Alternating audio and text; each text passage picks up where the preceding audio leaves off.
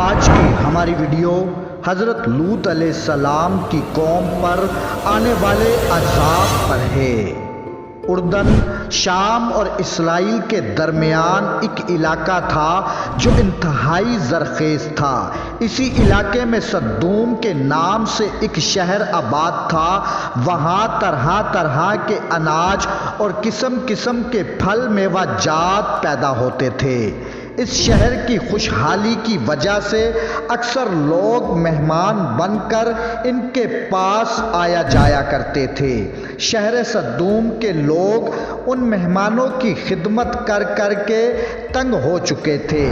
بس ایک دن صدوم کے لوگ اس بات پر فکر کر رہے تھے کہ باہر سے آنے والے لوگوں کو یہاں آنے سے کیسے روکیں۔ اب شیطان ایک بزرگ کی شکل میں ان لوگوں کی محفل میں آیا، ان سے کہا، اگر تم لوگ مہمانوں کی آمد سے نجات چاہتے ہو تو تم میرے کہنے پر عمل کرو۔ اب شیطان نے ان سے کہا کہ اگر تم ان سے نجات چاہتے ہو جو تمہاری بستی میں آ جاتے ہیں، تم ایسا کرو کہ جب بھی کوئی شخص تمہارے علاقے میں آئے تو تم لوگ زبردستی سے ان کے ساتھ بدفعلی کرنا۔ اس طرح وہ لوگ تمہاری بستی میں آنا چھوڑ دیں گے۔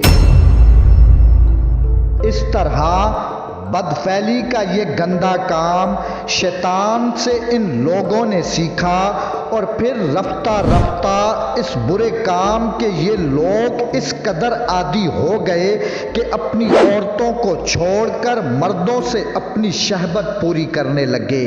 قوم لوط کا مردوں کے ساتھ بدفعلی کرنا اس قوم کا دستور بن چکا تھا۔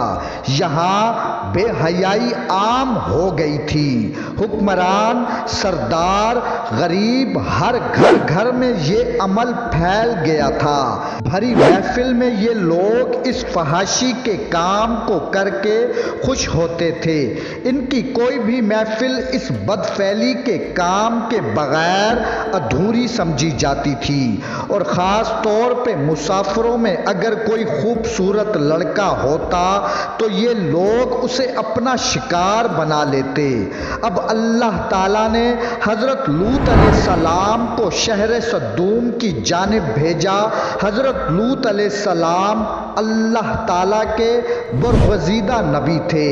آپ کے والد کا نام ہاران تھا، اور آپ حضرت ابراہیم علیہ السلام کے بھتیجے تھے۔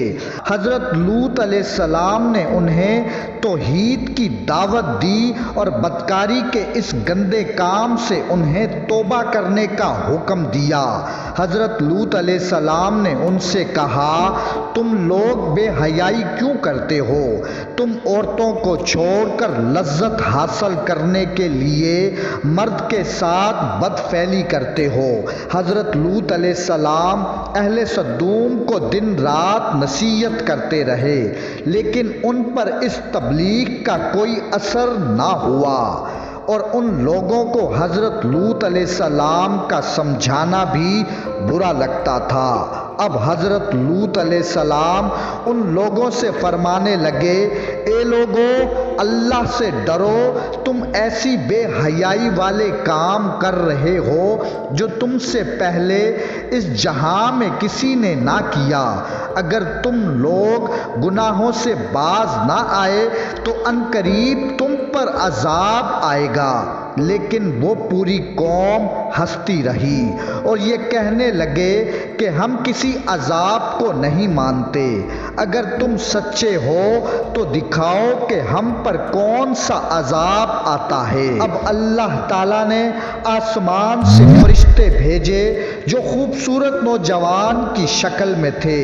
وہ فرشتے جیسے ہی مہمان بن کر حضرت لوط علیہ السلام کے گھر میں آئے تو حضرت لوط علیہ السلام گھبرا گئے کہ یہاں کے لوگ ان کے ساتھ وہ سلوک نہ کریں جو پہلے لڑکوں کے ساتھ یہ کیا کرتے تھے۔ حضرت لوط علیہ السلام کی بیوی کا نام وائلہ تھا۔ اس نے آپ پر ایمان نہ لایا تھا۔ اس نے جا کر اہل سدوم کو خبر دی کہ لوط کے گھر میں خوبصورت نوجوان لڑکے مہمان ٹھہرے ہوئے ہیں، اور یہ سن کر بستی والے بھاگ کر حضرت لوط علیہ السلام کے گھر پہنچے۔ حضرت لوط علیہ السلام نے ان سے کہا، تم اللہ سے ڈرو، مجھے میرے مہمانوں کے سامنے رسوا نہ کرو۔ اب حضرت لوط علیہ السلام نے گھر کے دروازے بند کر دیے۔ فرشتے یہ سب منظر دیکھ رہے تھے۔ اب فرشتوں نے حقیقت سے پردہ اٹھاتے ہوئے فرمایا، اے لوط، ہم انسان نہیں، ہم تمہارے رب کے بھیجے ہوئے فرشتے ہیں۔ ابھی رات باقی ہے، تم اپنے گھر والوں کو لے کر اس بستی سے چلے جاؤ، کیونکہ یہاں صبح اللہ کا عذاب آئے گا۔ تم یہاں سے چلے جاؤ، اور یاد رکھو کہ تم میں سے کوئی بھی جاتے ہوئے پیچھے مڑ کر نہ دیکھنا۔ اب اہل سدوم حضرت لوط علیہ السلام کے دروازے کو توڑنے ہی والے تھے تو حضرت جبرائیل علیہ السلام نے اپنے پر کا ایسا وار کیا کہ وہ تمام کے تمام اندھے ہو گئے۔ حضرت لوط علیہ السلام جیسے ہی اپنے گھر والوں کے ساتھ اس بستی سے نکلتے ہیں تو حضرت جبرائیل علیہ السلام اس بستی کو اکھاڑ کر آسمان کی طرف بلند کرتے ہیں، یہاں تک کہ آسمان والوں نے بستی کے کتوں کے بھونکنے اور مرغوں کے بولنے کی آوازیں سنی۔ پھر حضرت جبرائیل علیہ السلام نے اس کو زمین پر پھینک دیا، جس کے بعد ان پر پتھروں اور آگ کی بارش ہوئی۔ آسمان سے اللہ کا عذاب برسنے لگا اور یوں بدکار قوم ہلاک ہو گئی۔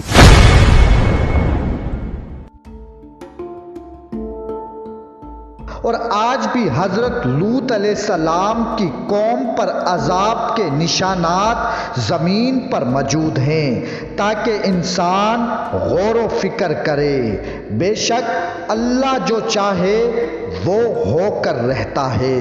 اللہم صلی علی محمد و آل محمد۔